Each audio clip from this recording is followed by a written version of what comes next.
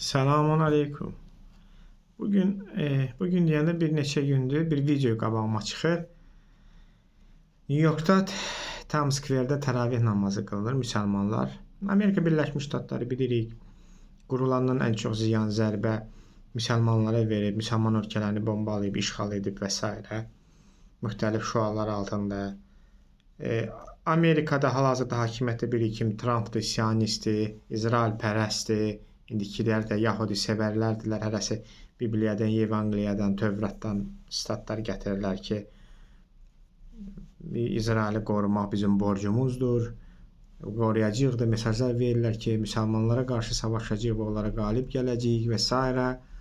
Ümumiyyətlə bütün yaxın şərq İsrailin torpağıdır, müxtəlif Amerikalı siyasi nümayəndələr hakimiyyətdə olanlar yaxud əvvəl siyasi hakimiyyətdə olan və s. rəsmlərin bu açıqlamalar görürük. Amma bütün bunlara rəğmən görürsünüz, Amerikada həmən o Amerikanın ən böyük şəhəri New Yorkda. New York həm Amerikanın ən böyük şəhəridir, həm bir nömrəli Yahudi kapitalı New Yorkda yerləşir. İtalyan mafiyasının şəhəridir. Yəni Yahudi kapitalı, İtalyan mafiyası, xristianlıq, Yahudilik, katoliklik, bütün bunların mərkəzi olan New Yorkda müsəlmanlar rahat şəkildə Times Square-də namaz qılırlar. Siz bunu təsəvvür edə bilərsiniz Bakıda? Yox. Nə fərqimiz var? Biz müsəlman ölkəsiyik axı və qərbə İslamofob deyirik, biz isə deyirik bizim yolumuz Türk-İslam dünyasıdır və s. Hətta İslamofobluqda qərbi suçlayırıq. Düzdür, indi Trumpla dostluq edirik. Yəqin hakimiyyət dəyişəndən sonra təzədən ritorikamız dəyişəcək. İndi bizdə siyasətdə strategiya yox da, taktika var. Bir günlük siyasətlə yaşayırıq. Bugün yaxşıdırsa yaxşıdır. Sabah pisdirsə pis olacaq. Yəni eynən də elə. Bugün Amerika yaxşıdır, yaxşıdır. Sabah pis olacaq, pis deyəcəyik. Bugün Avropa pisdir, pisdir. Sabah yaxşı olacaq, yaxşı deyəcəyik. Rusiyaya da eyni münasibət. İrana da bizdə strategiya yoxdur. Bizdə elə şəxsi münasibətlərdə bugündən yaşayırıq, sabahı düşünmürük.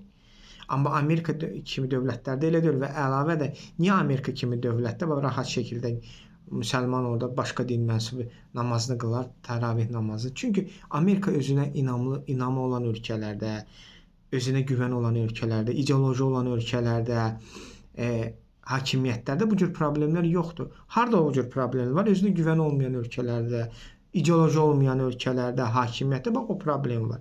Bakı məsələn mərkəzində siz təravih namazı ağlınıza gəlir? Məsəl üçün qılına bilərmi? Yox təbii ki. Birinci buna hakimiyyət imkan verməz.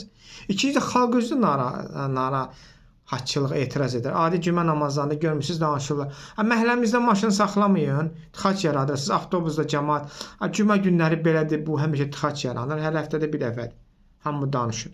New Yorkda amma xristian, Yahudi Amerikalılar danışmırlar. Ateist Amerikalılar danışmırlar. Azərbaycan özünü müsəlman sayanlar cümə namazına belə narahatçılıq edirlər.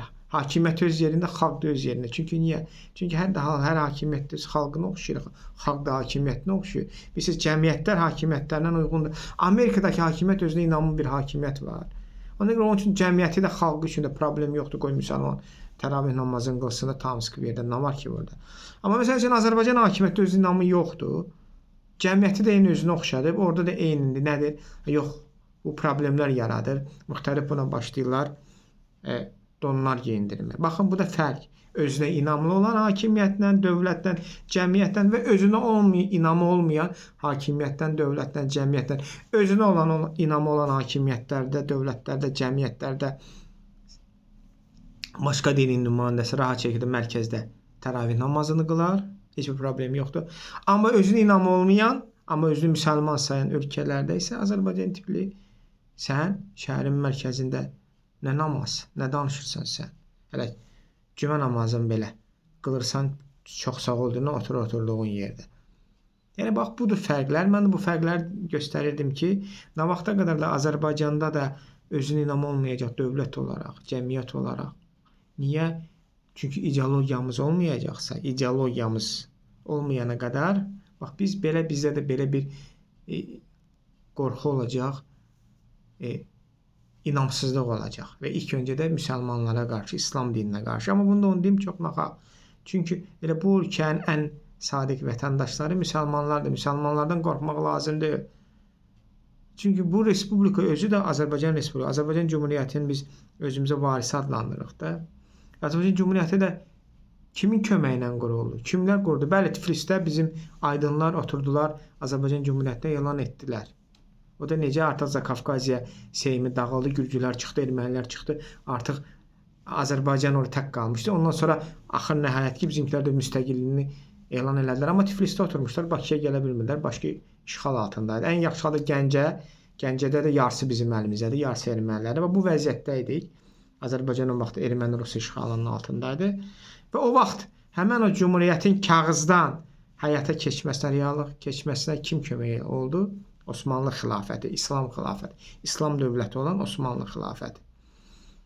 Ən zəif durumunda olmasına rəğmən, Birinci Dünya Savaşında ölüm-dirim savaşı aparmasına rəğmən, Osmanlı Bakı dövlətinin faktiki rəhbəri olan hərbi naziri Enver Paşanın razılığı ilə qardaşını Nuru Paşanı Şam cəbhəsindən göndərdi Qafqaz cəbhəsinə.